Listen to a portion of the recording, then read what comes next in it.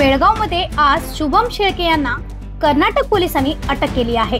शुभम शेळके यांनी कर्नाटक रक्षणा वेदिकेचे अध्यक्ष नारायण गौडा यांच्या विरुद्ध सोशल मीडियावर प्रतिक्रिया दिल्यामुळे पोलिसांनी त्यांना घरी जाऊन ताब्यात घेतले।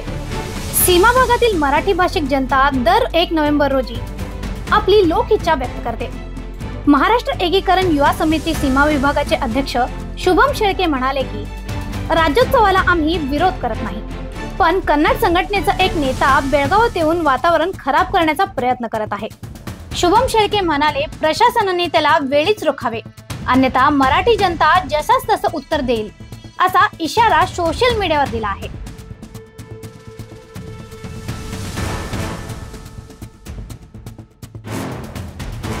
त्यामुळे आज माळमारुती पोलिसांनी शुभम शेळके यांना ताब्यात घेतले। यामुळे सीमा विभागातील नागरिकांमध्ये संताप व्यक्त होत आहे।